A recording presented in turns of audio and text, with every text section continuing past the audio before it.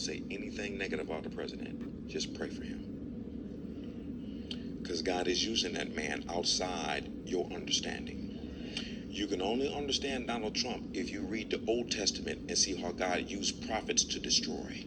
So guess what? On one side, Donald Trump is doing God's will, while at the same time, he's also producing the very vengeance that's going to cause people to attack us in the future.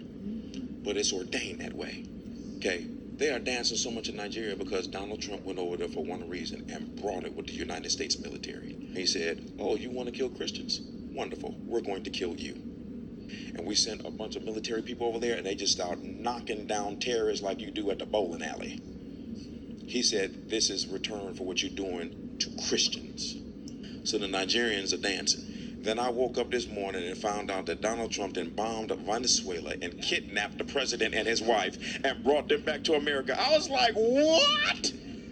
Do you realize how crazy this is? Your president said, y'all won't stop with the drugs over here. And I have known for a decade, he gave him a chance. He said, okay, stop. We first gonna start bombing your boats. How many know for the last few weeks, our military have been bombing all the boats bringing drugs to America, killing your kids. They're gonna evil in this country. They want drugs to keep the systematic.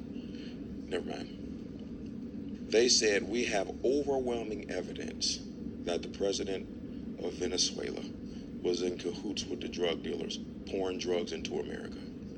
That is not something that you do is you break into another country, bomb the man's home, and you take the president and his wife of Venezuela and then put them on a helicopter and bring them back to Brooklyn.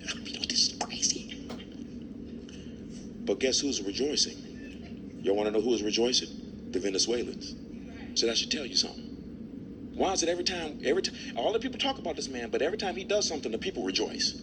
And so you're making decisions based on emotions of what you think. You're not making decisions based on how God uses men. When you see how God is using this man, he fits so easily into scripture when God gets ready to judge evil.